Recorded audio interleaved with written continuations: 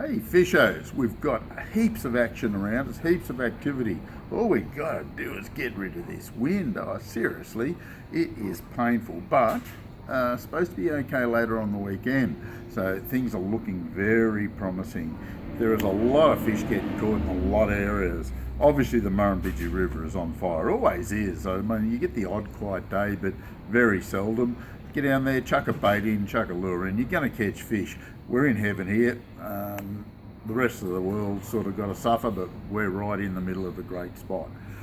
Blowering Dam, it's been good. There's been some good yellers, a lot of big yellers getting caught off the bank with big yabbies. A few cod starting to move again, it's looking quite promising at the moment.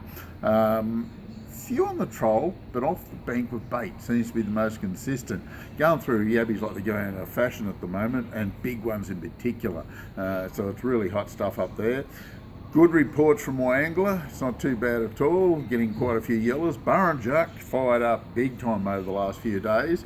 Plenty of yellers around the timber, getting a few on the troll as well. But goodness gracious me, if it's windy like this, like today for example, it'll be pretty tough up there.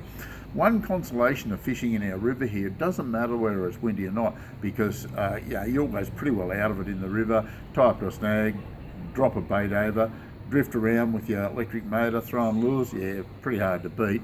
If it gets too windy, just tie up and bait fish, it's not a problem. Hume, we're getting some reasonable reports. Been inconsistent this week, I must admit. Hasn't been as exciting as I'd like it. Again, probably due to the weather change, the cooler change that came through. But you know, it'll come good. Dartmouth, I'm getting some good reports. The old Ford Fender and worm, or cowbell and worm with lead line seems to be the answer down there as we speak.